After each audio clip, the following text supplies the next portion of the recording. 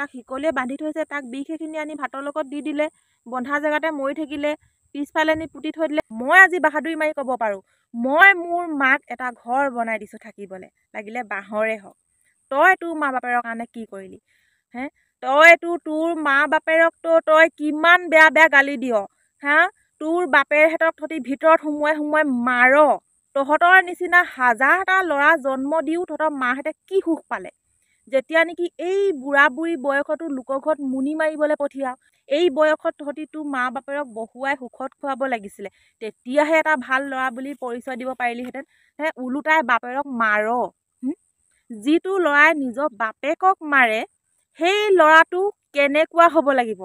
মই এজনী ছোৱালী হৈও তহঁতৰ 10জন ল'ৰাই মোৰ এই আঙুলিটো সমানো হ'ব নোৱাৰে, কিয়নো মই এজনী ছোৱালী হৈ মই মাক আজি বহুৱাই ঘৰৰ ভিতৰত সোমোৱাই খুৱাইছোঁ। অট্টালিকা এটা বনোৱা নাই, কিন্তু ভাগি পৰি উৱলি থকা ঘৰখন মই সাজি দিছোঁ যাতে মায়ে পানী নপৰাকৈ অন্তত থাকিব পাৰে। কিন্তু তহঁতি ল'ৰা 10জন থাকিও তোৰ মা বাপেৰক কিন্তু সেনেকৈ সুখত খুৱাব পৰা নাই। আৰু যদি তহঁতৰ ইমানে দম আছে, মই ফেচবুকত অপেন কৈছোঁ, তহঁতি যি লাগিব আছে, যি কৰিব আছে মোক কৰ। তহঁতৰ মোৰ লগত লাগিবলৈ কেলৈ সাহস নাই তহঁতে মোৰ লগত এজনী ছোৱালীৰ লগত লাগিবলৈ সাহস নাই? সেই অজান বস্তুটোৰ ওপৰত যিয়ে মাত মাতিব নাজানে, যাক তহঁতি বাইকত তুলি লৈ যাওঁতে সি চিঞৰিব জনা নাই, মোক লৈ আনিছে, মোক ধৰি লৈ আনিছে, বচা বচা আমুকে তামুকে মোক ধৰি লৈ আনিছে বুলি ক'ব জনা নাই, সেই বস্তুটোৰ ওপৰত খাতি বীৰ দেখুৱাইছ নিজকে লাজ লগা নাই? এটা জীৱ, এটা জানুৱাৰৰ ওপৰত নিজৰ বীৰ বীৰাংগনা দেখুৱাইছ তহঁতি যদি প্ৰকৃত মতা মানুহৰ লগত লাগ। মানুহৰ লগত লাগিবলৈ দম নাই নেকি তহঁতৰ? মেখেলা পিন্ধি থাক নেকি ৰাতি? মাইকীজনীয়ে মেখেলা পিন্ধাই থৈ দিয়ে নেকি? মানুহৰ লগত লাগিবলৈ অকাত নাই যে জীৱ জন্তুৰ লগত লাগিছ?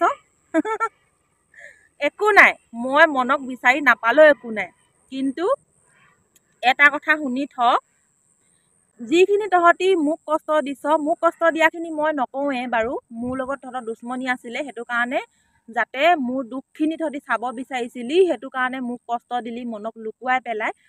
কিন্তু তহঁতি যে সেই অজান বস্তুটোক যিখিনি শাস্তি দিলি, সেই অজান বস্তুটোৱে যেনেকৈ তৰ্পিছে, যেনেকৈ অন্তৰখনে কান্দিছে, সি মোৰ ওচৰলৈ আহিব বিচাৰিছে কিন্তু আহিব পৰা নাই, সি মোক মাতিব বিচাৰিছে, সি মোক মাতিব জনা নাই। তহঁতি তাৰ ভোক লাগিছে কিন্তু সি খাব পোৱা নাই, পিয়াহ লাগিছে সি পানী খাব পোৱা নাই। তাক আজি যিখিনি তহঁতি শাস্তি দিছ, সেনেকুৱা শাস্তি 1000 গুণত তহঁতি ভুগিবলৈ ৰেডি হৈ থাক। সকলোৱে এই পৃথিৱীত অকল কৰ্মফলহে পায়। এই পৃথিৱীত কপালৰ লিখনি বুলি একো নাই, সকলোৱে নিজৰ কৰ্মফলহে পায়। যেনে কৰ্ম তেনে ফল এনেও পায়। আজি যদি মই ভাল কৰ্ম কৰোঁ, ওলোটাই মোলৈ তাৰ ফল ভালে আহিব। আজি যদি মই বেয়া কৰ্ম কৰোঁ, ওলোটাই তাৰ ফল মোলৈ বেয়াই আহিব। গতিকে তহঁতিও নিজৰ কৰ্মফল ভুগিবলৈ ৰেডি হৈ থাক। আৰু আৰম্ভণি হৈছে, মোৰ বহুত ভাল লাগিছে। আৰু এনেকৈ তহঁতি প্ৰতিটো খোজতে তহঁতি কৰ্মফল ভুগিবলৈ ৰেডি হৈ থাক। আৰু যিদিনাখন তহঁতি এনেকুৱা ধৰণে কৰ্মফল ভুগিবি, না তহঁতি ইফালে যাব পাৰিবি না সিফালে, চবফালে ৰাস্তা বন্ধ হৈ যাব, সেইদিনা উপলব্ধি কৰিবি তহঁতি কৰা প্ৰতিটো পাপ তহঁতি নিজৰ মুখে স্বীকাৰ কৰিব লগা হ'ব। তহঁতি নেভাবিবি যে এইটো সৰু কাম। তহঁতি মদৰ নিচাত দুটাই বাইকত তুলি লৈ গলি, আকৌ মন গ'ল তহঁতি দুটাই বাইকত তুলি মৰাণ ফালে এৰি থৈ আহিলিগে। তহঁতি এইবোৰ ধেমালি বুলি নাভাবিবি। আজি তহঁতি ফূৰ্তি পাইছ, কিন্তু সেই ফূৰ্তিখিনি যেতিয়া দুখ হৈ তহঁতৰ জীৱনলৈ ঘূৰি আহিব নহয়, সেইদিনা তহঁতি উপলব্ধি কৰিবি জীৱনত কি পাপ কৰিলোঁ।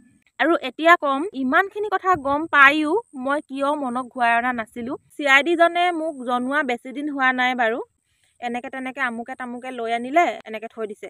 কিন্তু CID জনেও মোলৈ আচলতে ভয় খাইছে, মইতো ভিডিঅ' চিডিঅ' কৰি দিম, সেইটো কাৰণে তেওঁ মোক আমুকৰ ঘৰত বুলি ডাইৰেক্ট কোৱা নাছিলে। তেওঁ মোক এটাই কৈছিলে যে এই ঠাইখিনিৰ পৰা এই ঠাইখিনিৰ ভিতৰতে আছে বুলি ক'লে। তেওঁ মোক সিমানখিনিহে ইংগিত দিলে।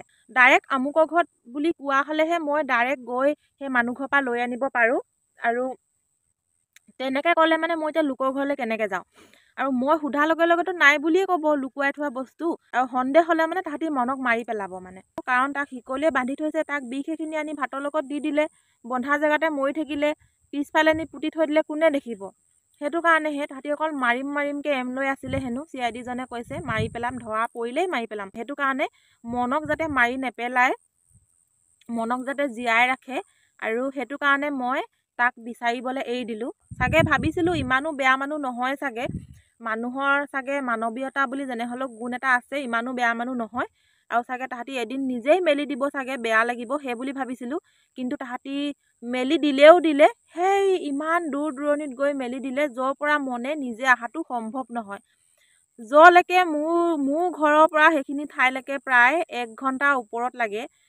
সেনেকুৱা গাড়ীত গ'লে যেতিয়া 1 ঘণ্টাৰ ওপৰত লাগে, মনে সেইখিনি ঠাইৰ পৰা ঘূৰি অহাটো সম্ভৱ নহয়। মেলি দিয়াৰ পিছত একে ঠাইতেতো ৰৈ থকা নাই, মনে বা ক'ৰ পালেগে ক'ত সোমালেগে সেইখিনিতো নাজানো।